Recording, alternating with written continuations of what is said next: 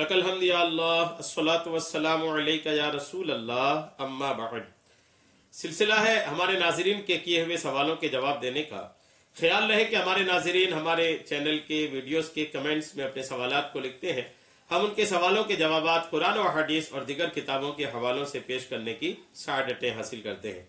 हमारे नाज़रीन में से किन्होंने सवाल किए हैं कि जिनके ज़िम्मा कज़ा नमाजें हैं, क्या वो तहज्जुद और दीगर नफल नमाजें पढ़ सकते हैं? ये इनका सवाल है।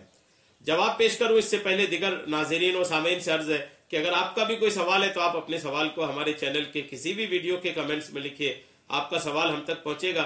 इंशाअल्लाह हम आपके सवाल का जवाब भी पेश करने की सआदतें हासिल करेंगे। जिसके जिम्मे कज़ा नमाजें हैं, क्या वो तहज्जुद की नमाज या दीगर नफल नमाज पढ़ सकते हैं? ये इनका सवाल है।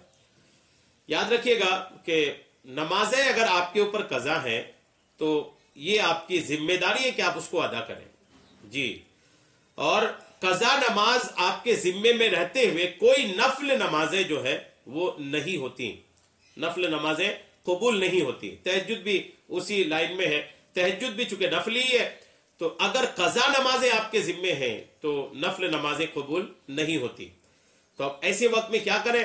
पहले आप अपनी कज़ा नमाजें अदा करें।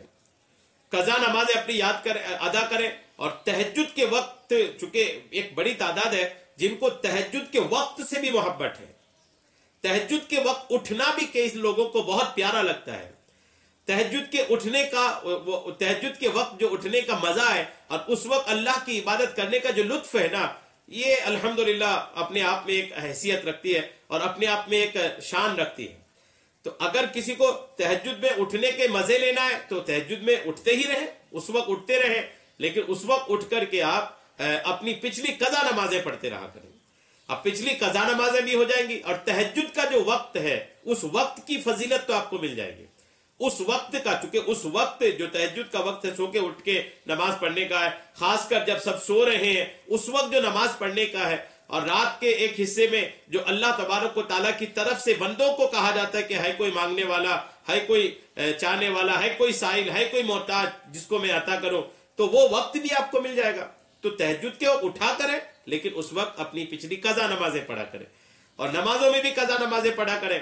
जब आप नमाज पढ़ते हैं 5 वक्ता नमाज, तो हर वक्त में जब फजर में आए तो एक कज़ाए उम्री पढ़ लिए और उस वक्त उस दिन की फजर पढ़ लिए। जोहर में आए तो जोहर भी पढ़ लिए और पिछली एक कज़ाए उम्री भी पढ़ लिए। इस तरह 5 वक्त की नमाज में आप अपनी एक पिछली कज़ा भी पढ़ लें और साथ में वो वक्त की नमाज भी पढ़ लें। तो इसमें होगा ये कि आपकी धीरे धीरे कज़ा नमाजें भी अदा होती रहेंगी। और नियत कर लें, चूंकि नियत का इस्लाम में बहुत बड़ा दखल है। आप शुरू में नियत कर लें कि हमने अभी नियत कर लिया है कि अब हम जितनी भी कज़ा नमाजें है ना, एक कैलकुलेशन कर लें अपने बालिग होने से लेकर के अब तक की तारीख में आपकी जो उम्र है उस तारीख से आप अपनी एक कैलकुलेशन कर लें, एक हिसाब लगा लें कि इतने साल मेरे हुए, अब इतने साल में मैं, एक तो याद होगा एक मोटा हिसाब के मैं इतने दिन नमाज पढ़ा हूंगा और इतने दिन मेरी नमाज छुट्टी होगी। तो जितनी नमाजें छूटने का एक कैलकुलेशन बन रहा हो उतनी नमाजें अदा करने की पुख्ता नियत कर लें, पुख्ता इरादा कर लें। इमाम अहले सुन्नत आला हजरत मौलाना शाह इमाम अहमद रजा खान रहमतुल्लाह अलैह एक जगह लिखते हैं कि अगर किसी के ऊपर 700 साल की भी नमाजें कज़ा हों और वो नमाजों को मुकम्मल अदा करने की नियत से घर से निकले, तो अगर उस दौरान उनकी ठोकर लग के मौत हो जाती है तो अल्लाह की रहमत से उम्मीद है कि वो उनकी कज़ा नमाजों को अल्लाह मुआफ फरमा देगा। तो नियत में सच्चाई भी होना चाहिए। ये नहीं कि अच्छा ये तो अच्छा मौका मिल गया, नियत कर लो बात खत्म हो गई, ऐसा नहीं है। ऐसा कोई जरूरी नहीं कि आप नियत करके निकलिए। अल्लाह आपके दिल के इरादे को जानता है। ये जरूरी है कि अल्लाह आपके दिल के इरादे को जानता है, अल्लाह आपके दिल के ख्यालात को जानता है। तो अब ये होगा कि आप नियत कैसी की है अल्लाह जानता है। अगर आपके ख्यालात नियत के उल्टा है तो फिर तो वह नियत का कोई एतबार ही नहीं। आप अगर सच्ची और अच्छी नियत कर रहे हैं, पुख्तगी है आपकी नियत में और आपकी नियत पे आप अमल भी कर रहे हैं कि नियत भी कर लिए और नमाजों की कज़ा अदा करना शुरू भी कर दिए, तो उम्मीद है कि आपकी कज़ा अदा करने में आसानी भी होगी। और इस बीच अदायगी से पहले ही, अल्लाह ना करे, पूरी नमाज अदा करने से पहले ही अगर मौत भी आ जाती है, मौत का चूंकि कोई ठिकाना नहीं, अगर आ जाती है तो उम्मीद है अल्लाह की रहमत से कि जो नमाजें आपकी रह भी गई है अल्लाह उसको भी माफ फरमा देगा। तो कज़ा नमाजें होनी चाहिए पहले। اس کے بعد نفل کی طرف جائیں. جیسے مثال کے طور پر اگر آپ کے پاس کوئی 10,000 روپے پاتا ہے, 10,000 روپے آپ کے پاس پاتا ہے, اب آپ ان کو 10,000 روپے واپس نہیں کر رہے ہیں. آپ کیا کر رہے ہیں؟ آپ کر رہے ہیں یہ کہ کبھی کوئی موقع آیا تو آپ ان کو تحفے بھیجوا رہے ہیں, بریانی کھلا رہے ہیں ان کو دعوت کر کے, ان کے بچوں کا برتھ ڈے منا رہے ہیں تو آپ اس پہ قیمتی تحفہ پہنچا دیے.